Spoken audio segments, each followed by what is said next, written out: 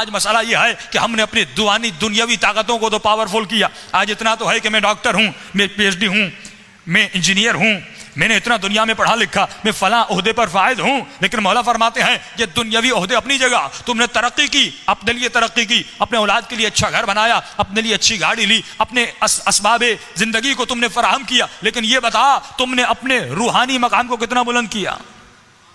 आज तुम्हारी रूहानियत किस लेवल पर है? आज तुम्हारा स्पिरिचुअल पावर किस लेवल पर है? जो मकसद अहले बैत था कि वो इस्तो उतम्मिम मकारिम अल अखलाक, नबी फरमाते मैं आया ही इसीलिए ताकि तुम्हारे अखलाक को उरूज पर पहुंचा दूं, तुम्हारे मेयार अखलाक, तुम्हारा किरदार का मेयार इतना बुलंद हो कि फरमाया तू महसूस कर। लेकिन ये खाना पीना, ये चलना फिरना, ये सोना उठना, ये इज़्दाद औलाद, ये तमाम तर सिफात तो अल्लाह ने हैवानात में भी रखी हैं। लेकिन मकाम इंसान क्या है? मकाम इंसान इंसानियत ये है कि इंसान अपना रूहानी मकाम बुलंद करे कि अगर यहां से सलाम करे और कहे अस्सलाम अलैका या अबा अब्दुल्ला, इसके कान ये सुनने की ताकत रखें कि मौला इसे जवाब दे। कम से कम 60-70 साल की जिंदगी में एक मर्तबा अपने मौला की जियारत कर पाए, कम से कम 60-70 साल की जिंदगी में एक रूहानी इशारा देख पाए। वही इशारे जो मीसम को होते थे, वही जो हबीब इब्न मदाहिर को होते थे, वही जो आयतुल्लाह बहजत को होते थे, वही जो आगा मिस्कीनी को होते थे, वही जो आगा मराशी नजफी को होते थे। ये भी आपकी तरह मेरी तरह जीते जाते इंसान थे, लेकिन इन्होंने अपने रूहानियत के पावर को बढ़ाया, इन्होंने अपनी रूहानियत को बढ़ाया। कब मौला ये रूहानियत कैसे बढ़ेगी?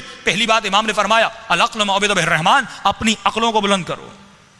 आजकल के माशरे में जवानों को चाहिए अपनी अक्लों से सोचें कि मौला फरमाते हैं कि तफक्कुर अस्साअ अफज़ल मिन 70 सना इबादत, 1 घंटे का सोचना 70 साल की इबादत से अफजल है। क्योंकि इस सोच के जरिए तो खुदा तक पहुंच सकता है, इस सोच के जरिए तो विलायत तक पहुंच सकता है। आज शियत के तमाम तर इख्तलाफात को अगर जमा किया जाए एक किताब में तो उसकी वजह यह है कि हम अक्ल अक़लानियत से दूर हो गए।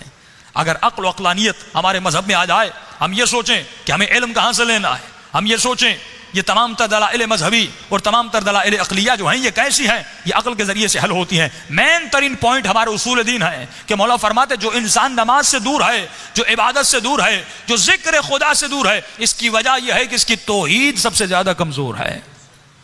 फरमाया अगर तौहीद मजबूत हो जाए तो इंसान खुदा की इबादत करने लगे, अगर तौहीद मजबूत हो जाए इंसान तस्बीह परवरदिगार आलम करने लगे। अहले बैत ने फरमाया हम खुदा के इतने करीब इसलिए थे क्योंकि हमारी तौहीद मजबूत थी। तुमने अल्लाह को माना सिर्फ सुनी हुई बातों से, कि आज अगर पूछा जाए कि खुदा है तो क्यों है, उसके वजूद पर चंद दलाइल दीजिए। शायद नौजवान 4 दलाइल दे सकें, शायद कोई बच्चा दलाइल ना दे सके। जब बच्चा बाप से पूछता बाबा खुदा है तो कैसे है, इस बाप के पास भी कोई जवाब नहीं है।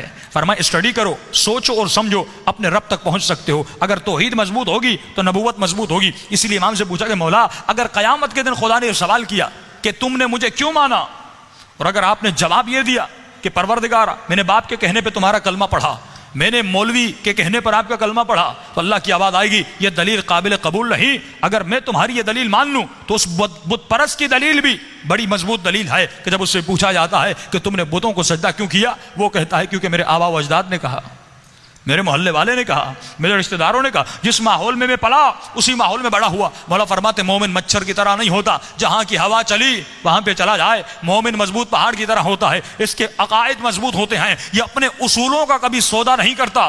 इसका सर कट जाता है लेकिन अपने उसूलों से नहीं हटता, इसकी जान चली जाती है लेकिन अपने उसूलों से नहीं हटता। तो पहले मेयार तौहीद है। अब अल्लाह की आवाज़ आती है, अल्लाह खुदा को इंसानों को चैलेंज देता है कि इंसान तो कभी मुतकब्बिर बन जाता है। कल मैंने तकब्बुर पे बात की, इज्जत पे बात की कि मुतकब्बिर बस अल्लाह है, अजीज़ बस अल्लाह है। हम न मुतकब्बिर बन सकते हैं न अजीज़ बन सकते हैं। बंदा रब के सामने जलील तो हो सकता है, अजीज़ नहीं हो सकता। फरमाया तुम्हारी इज्जत इसी में है कि तू खुद को रब के सामने जलील समझे। अब अल्लाह की आवाज़ आती है, इंसान मुतकब्बिर, तूने खुद को खालिक समझा, तूने जहाज बनाए तो तूने खुद को खालिक समझा, तूने गाड़ियां बनाई तूने खुद को खालिक समझा, तूने मोबाइल बनाए तूने खुद को खालिक समझा। लेकिन अल्लाह चैलेंज देता है, जब इंसान की कमजोरी खुदा बयान करता है तो इंसान की कमजोरी की नफ्स पर खुदा हाथ रखता है। सूरह हज में फरमाया इंसान तू मगरूर बन गया कि तूने चांद पे सफर किया।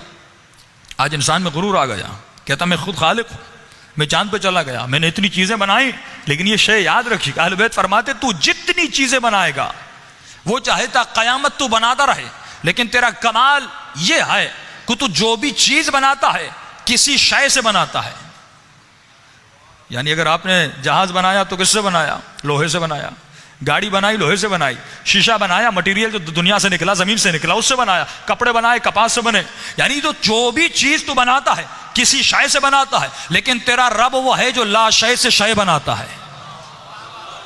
कुछ भी नहीं था, उसने कुछ बना दिया, कौन कहा फयकून हो गया। तेरे रब का कमाल है, अब वही खुदा चैलेंज करता है, अये इंसान गाफिल, अये इंसान मुतकब्बिर, तू तकब्बुर में आ गया कि तूने कुछ बनाया। कि मैं अल्लाह तुम्हें चैलेंज करता हूं, तू मेरी मक्खी जैसी एक मक्खी बनाकर देखा।